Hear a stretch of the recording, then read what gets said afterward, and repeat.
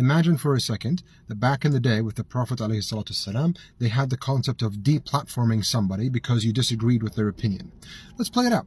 Quraysh were living around, they were chilling, they were worshipping 360 statues, doing all kinds of nonsense and shirk and all kinds of stupid things. And then this new phenomena comes across, Islam. And it's changing the way men think. It's making them more masculine. It's changing the way women think. It's making them more modest. It's changing the way children are. It's making them more in touch with who they are and who they should become. It's changing everything. It's going against society. It's going against the norm. It's going against what ajdaduna, our fathers and our forefathers, taught us to be the truth. And so if deplatforming existed, they would have gone out and said, all right, let's remove these Islam people from the platform because they're toxic, they're dangerous, this is not good, we should shelter our children from hearing. That's a load of nonsense, because change can only come by hearing a different opinion, a different viewpoint, a different perspective. You see, you can look at life from one angle, right? But to assume that you've understood life in its entirety from that one angle shows you've done the exact opposite. You've understood nothing. Because everybody's got a different way of looking at things.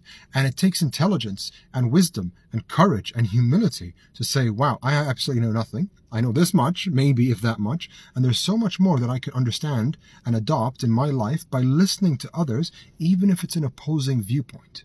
Especially if it's an opposing viewpoint. Otherwise, you're locked up in something called an echo chamber.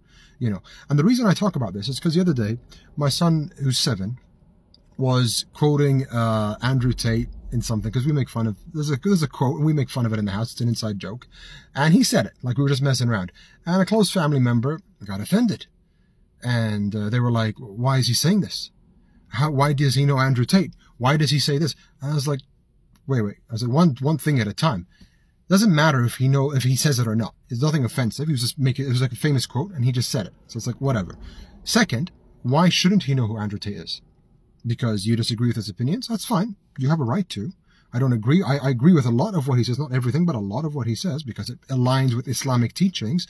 But that's fine. You have a right to disagree with it. But why should I shelter him from that? Why should I shelter him from these kinds of people? Because they all put them together, right? Jordan Peterson, Andrew Tate, etc. They're all kind of put into one bundle as, oh, these are people you should not listen to. Why? If they are they have differing opinions and I disagree with them, I can ignore it if I'm smart enough. And if they have differing opinions and it makes sense and it seems to be true and I can verify it, then I will listen to them. But to put me up into one side, who is to decide the truth? Why is your truth the truth and not their truth the truth? You see, that's very interesting. Why? Why did you assume that this person shouldn't be listened to? Because they disagreed with something that you hold dear, like Quraysh. They held on to their 360 statues and they said, oh, don't listen to Muhammad ﷺ, don't listen to the Sahaba, don't listen to these guys because they're just different, they're wrong. This is the truth. We should continue doing what we're doing. Don't listen to them. I know it's a bit of an extreme example, comparing people of today versus people of Quraysh in Islam, but the ideology is the same. You heard of a differing opinion, you don't like it, let's shut them down and stick to what we know. That's not true. That shouldn't be the case. Even Islamically, as a Muslim, I will listen to a non-Muslim. I want to hear their viewpoint. Why do they disagree with Islam?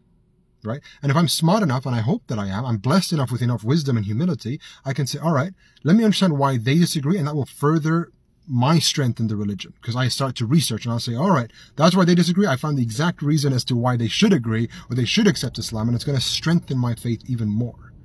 That's what listening to the opposite side will do. It will give you a different perspective to either adjust your course, perhaps you are wrong, or to further strengthen your cause and keep you moving forward.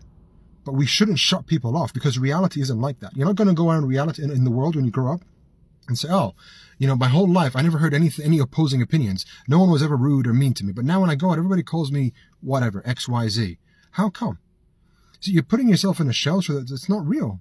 That's fake. So when you go into reality, you're always going to have people criticizing. The Prophet ﷺ was criticized all the time by Abu Jahals and Abu Lahabs of that time.